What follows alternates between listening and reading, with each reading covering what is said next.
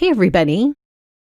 In today's video, I'm going to bring you this fun scene card that I had over on the Hero Arts blog last month.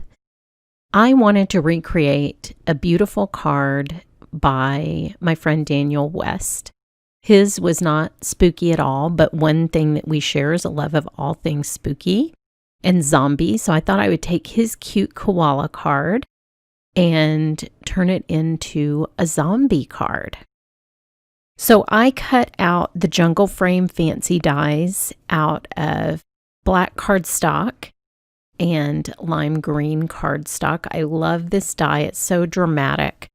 And I do always tend to cut these out in black, these dramatic frame dies from Hero Arts. But what Daniel had done was a sort of a drop shadow effect with a different color of cardstock. And I loved that so much. And I thought that a little spooky green sticking out would be just the right mood for my zombie card. So I just offset it a little bit and then I'll trim it up once it's on the cardstock so that you don't see that extra little piece of green cardstock sticking out the side. For the background, I will be ink blending with Hero Hues Water Reactive ink in Key Lime Fizz. This is such a beautiful color. And I'm not using the water reactive properties of this ink today for this card, but it blends so perfectly that I love using it for ink blending as well as fun water reactive techniques. I want to cover the entire card with this bright green, making sure to get it really super bright around the edges and in the middle, because I will be adding a dark purple ink on top of this, and I want that green to really glow and give me that sort of creepy feeling. I don't know about you, but part of the way into the Christmas card making season, I'm like, let's just throw in a little Halloween. You want to do something different when you've been working on holiday cards for so long. And so this was the perfect December card. So for my twisted little brain. Now I'm just lining up the frame again just to see how far I want that purple to come into the scene. I love this grape juice ink with the lime green. It's such like the perfect zombie backdrop. And these two colors look just beautiful together, I think. So I'll just check it a few more times just to make sure I'm framing it out the way that I want to. I love that bright green glow in the middle, but the purple at the edges makes it super spooky, I think.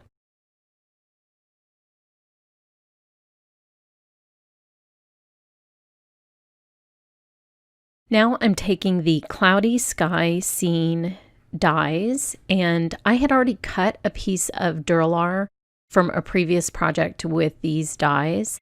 And so I have this permanent cloud stencil now just in with the die set in my little storage envelope. So I will be using the edge of these clouds and some Orchid ink, which is just a lighter purple, to create some very subtle clouds in the background of my scene. These will be sort of the moody sky on top of my little road and my zombie that I'm going to be adding down here at the bottom.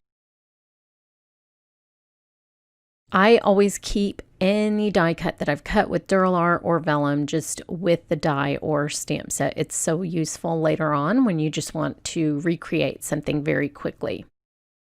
Now I'm taking the little cobblestone path and just sort of seeing where I want it behind the frame. I want my zombie to be walking on this path, and so I want it sort of emerging from the frame and into your view in the center of the card. I'm not going to stamp this in black because I am trying to preserve that dark foreground, light background concept. So I'm actually stamping this in soft granite, and I'm stamping it off once on a piece of cardstock and then stamping it in my Misty in the center of that scene. So that lightens the ink by about half of what it would be if I stamped it twice full strength. That's stamping math. And that gives me exactly the shade of gray that I want. So since the concept is that this little zombie is far away from the viewer, he needs to be lighter in color. So that's what I'm doing. I will do the same thing for him. I love this stamp set. If I could make a zombie card once a month, I should have a once a month zombie challenge because it's just so much fun.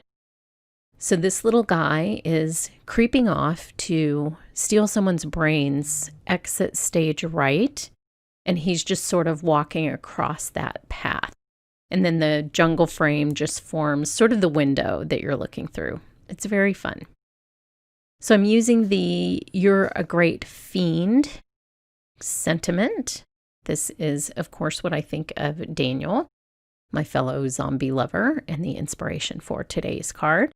And I will also be stamping that in gray. I love the drama of the black dot cut around this frame, and I wanted everything else to sort of fade just a little bit and not have that crisp black in the center. So you can see that this is going to look so cool when it's all put together. When I do glue these down, be sure and get all of the little leaves that stick into the frame. Make sure that they have adhesive on them. I like to make sure that all the elements protruding into the frame do have a glue on them. Otherwise, they do tend to lift up just a little bit. So there you have it, my spooky Daniel-inspired zombie scene. Head over to my blog for more information, and thanks so much for watching.